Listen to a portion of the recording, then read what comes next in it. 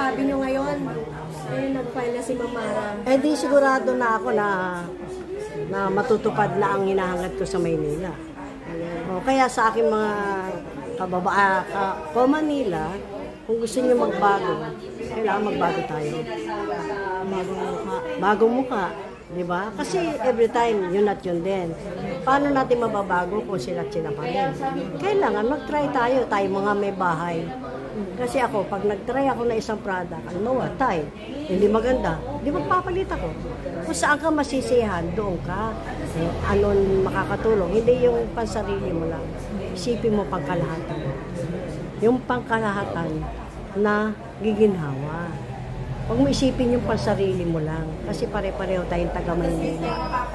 Yung iba, makukuha kayo. Huwag mo isipin na ang pananaw nyo ngayon, ang pananaw natin dapat hanggang kinabukasan. Yung darating sa anak natin, sa apo ko, lahat na. Hindi yung ngayon. Ngayon, kung nabigyan kayo, wala na akong pakialam to. Pero ako kasi kahit anong bigay mo sa akin, may pinaglalaban akong prinsipyo. Kung ano yung prinsipyo ko, ipaglalaban ko. Bahala kayo kung ano isipin nyo sa akin. Wala akong pakialam.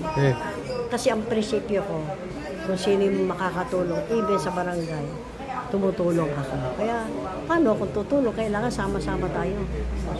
Magtulong-tulong tayo, magkapit-bisig tayo, baguhin natin ang Maynila. Di ba? Para sa ikauunlad ng lahat. Nang hindi ng iisa o dalawang tao lang. Kailangan lahat na makita natin yung totoong dating Maynila. Noong araw, napakaganda ng Maynila. Lahat ang biyaya, lahat nakikita mo. Ngayon, kung sino yung kakampi, siya may biyaya. Diba? Huwag naman ganon. Kasi pare-pareho tayong taga-Maynila. Huwag yung kung sino lang yung fake nyo, yun lang ang nagkakaroon ng biyaya. Doon dumadagsa ang biyaya. Huwag naman. Pare-pareho kailangan nyo ang boto ng Maynila. Mahalin nyo. Kasi sinumpaan nyo yan eh. Kaya naano ko kay ma'am, hindi ko siya kilala dati. Pero yung paninindigan niya at yung kanyang plataforma, nagustuhan ko. Kaya ako, nakikipaglaban para kay Ma'am Mara Tamundo, ang mayorang gusto ko upo ng Maynila. Okay? Tanong ko lamang po, lingid sa ating kalaman, ilang mayor na po yung napagdaanan natin? Lahat na, napagdaanan ko kasi Lim, Atienza, Isko, Lako. So, ano po yung mga katangian natin bakit si Mara Tamundong po ang napupusuan natin? Nagustuhan ko talaga sa kanya nung magsalita siya. Higit sa lahat yung pagmamahal niya sa senior citizen. Kung paano niya tinatangkilik ang senior.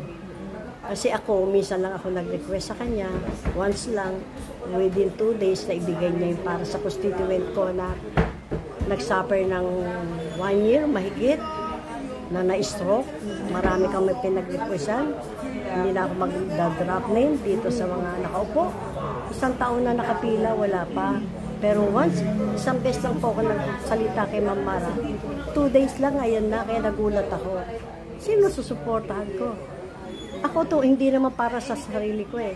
Yung may lalapit ko, yung mga taong lumalapit din sa akin. Hindi naman ako mayaman, hindi ako mahirap.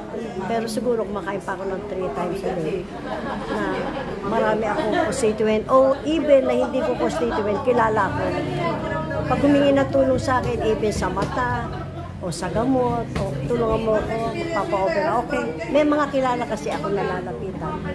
Tulungan mo to, walang pere ito. Ganun kagad siya sabi ko. Yun din na nakita ko kay ma'am. Na ang pangako niya ay babaguhin niya ang Maynila. Na yun ang pangahawakan ko para siya ipaglaban ko. Harap at likod ko, Tamundong ako. Hanggang ngayon, alam na ng mga konsehal. Kilala ko lahat ng konsehal. Ang tawag sa akin, ayun na si Tamundong. Tamundong na tawag.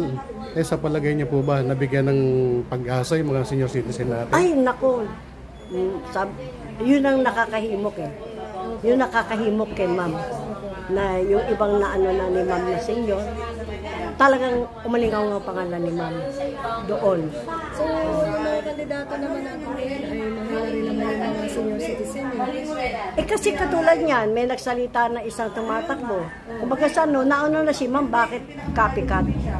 So, ibig sabihin, dinuduplicate po yung mga programa ni ma'am sa mga senior oo. citizen? Dati no, wala silang ganon. Oo, wala rin. Tapos nung nasabi na ni ma'am yan, may copy ka. Ay, copy ka. So- O, lahat ng ano dito, ayaw nakasaksi kay ma'am na una.